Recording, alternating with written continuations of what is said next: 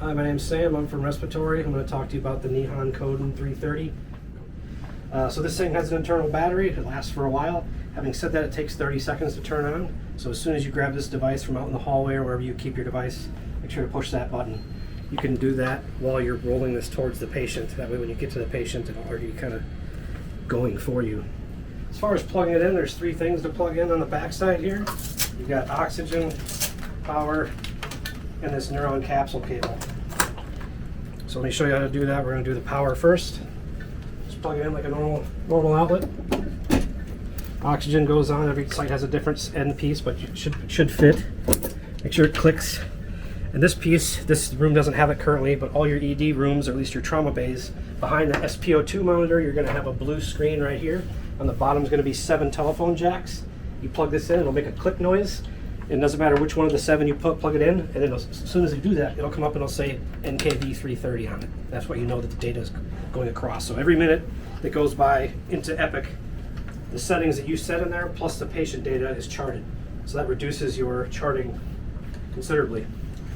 Once you get to this screen, just put the button in the middle. It says new adult. And then you have the accept screen in the bottom right. And this is if you needed to calibrate it, but that will already be done for you, so you can skip this. It defaults to BiPAP settings, ST mode, 12/5, rate of 12, 40%. These are pretty good settings for just about anybody. You want to grab a mask. It's usually held down here. There's small, medium, and large, demarcated by the black thing right here. If you're unsure of the size, on the back of each one of these, you pop this open. It's a sizing chart. Put it right here and see what size they need. You don't want it in the mouth. You don't want it under the chin. The soft spot right in the middle. That's the size you want.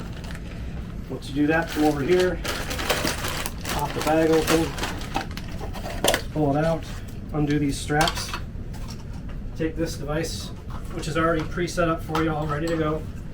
Literally just plug it in together, just like that. All right, bring it over to the patient. Hey, Mr. Johnson, it's me, Sam from Respiratory. Doctor wants me to put you on some CPAP. Just give me a second to get all these straps lined up for you, okay? And you might need to adjust these straps and Velcro. As you can see, the machine started automatically. It realized it was on a patient.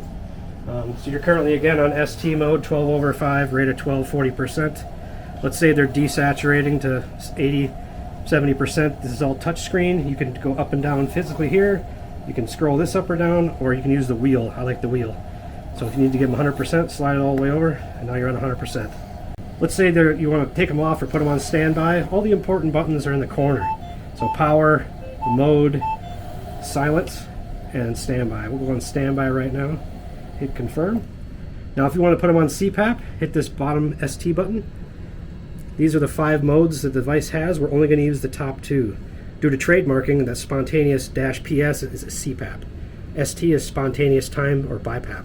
So if you click on this, it defaults to 5. If you want to CPAP at 12, again, just do the little rolly wheel, turn it up, click it, and hit change mode at the bottom right here, this little green button. Then resume ventilation. Now the patient's on CPAP at 12. If they're going to be on here for half an hour or longer, I'd recommend, so they don't dry out their nasal and oral mucosa, is to put some humidity on. Let me just silence that real quick, sorry. Each one of these heater pots, you just push the button to turn it on. It comes with this coiled spike that you'll spike the water with. So just kind of unwrap it. Again, if they're going to be shipping out in 15-20 minutes, I wouldn't even worry about this. But if you're going to keep them for a while, or the ambulance can't get there, or you can't transfer them at this time because of weather, give them some humidity. Bags will be hanging up right here. Just got to take this little piece and turn it off. And then take the spike and spike it, stick it in, squeeze it. You can see the water coming out already.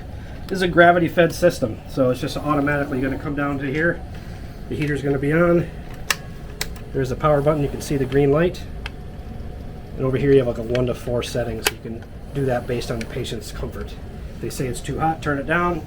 If it's too cold, tell them it takes 15 minutes to kind of get up to temperature.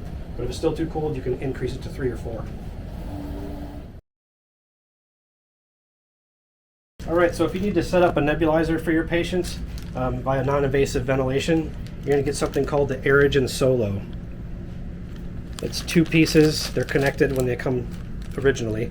So you have to open up each one from the bag. and kind of only goes one way. So this thing that you put the neb in, that piece just slides into there like that. And then you come over here, you put it on what's called the dry side, so the side that comes out of here. If this device is on and you open up the wet side, it's going to spray your face with water. So open up the dry side. Stick this on here, stick this down here. Now it's connected, the circuit is complete. You'll grab this Aerogen cord or cable. It only plugs in one way. Stick it in there, now it's good to go. Let's go and grab that medication. Pull it from the Pyxis, scan the patient, scan the med, pop the top off. We've got this little piece off. I'm going to stick this in here. You can see it filling up with the medication. Once it's full, go ahead and close that up. And then I'll come over here and then push this button.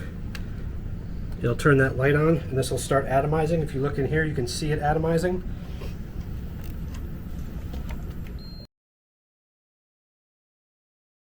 Let's say you needed to go to CT, you need to unplug the power back here. So you would unplug this.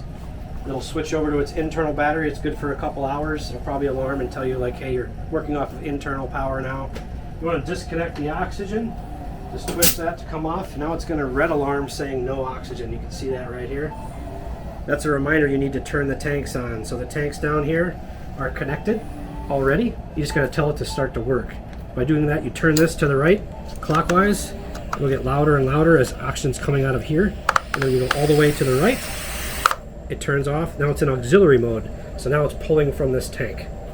If this tank gets low, this will be red blinking and alarm at you. That lets you know you're down to 200, 250 PSI. You need to switch over to the wall or switch to your other tank. All right, so let's say you're in BiPAP mode. You get a gas, you're not able to ship this patient, you got to keep him for an extra hour or two. You're going to want to make some adjustments. You probably want to increase the IPAP. The EPAP is more based on their oxygenation or their body habitus. If you've got a 200-300 pound patient, PEEP 5 is not going to really do it for you. So let's say you need a PEEP of 10 to open that airway up. Well, now you've just decreased your pressure support from 7 to 2. So you need to make that same, go up by 5 here just to make it the same delta or pressure support of 7. As far as what number do you want this IPAP to be, that's based off the tidal volume you see here. So you want 6 to 8 mils per kilo. For this size patient, you're looking in the 400 to 800 range, probably somewhere in that range. So if you have that number like this, you're good to go. If it's not, let's say this is 200 or 300, come down to this IPAP and you can go up a little bit higher. I wouldn't go much more than 25 for a cap because you have what's called EOP, esophageal opening pressure. Could cause aspiration. So be concerned about that. Again, if you got a bigger body habitus patient, you might need to go up on the EPAP. And the IPAP is again for tidal volume, or if you see a work of breathing, accessory muscle use, you want to help support them that way. Let's talk about the respiratory rate button. So it defaults to 12, but to be honest with you, the last 15 years or so I've been doing this, I put it to 4. And the reason why I do that is for synchrony or dysynchrony. If I go to the alarm settings, you can see that the low respiratory rate alarm is 8. So if that patient goes down to 8 or lower, it's going to alarm to let you know that your patient's not ventilating. Now some people would be like, hey, you know, they're acidotic, or I want this to be 16 or 20. Well, the problem with that is the spontaneous timed portion of it. So 60 divided by 20 is 3. Every 3 seconds it gives a breath. If that patient doesn't synchronize up with their inhalation with the machine giving the breath, and it's the opposite where they're trying to inhale and it's trying to exhale, vice versa, they're going to rip the mask off. And by having that low tidal volume or low respiratory rate of 8 be there, if it actually goes off, you got to say, hey, do I need to intubate this patient, or what's going on? Is the level of conscious change with the Glasgow Coma scale? What do I need to do here? Let me put some more eyes on it. Let me do a little more digging.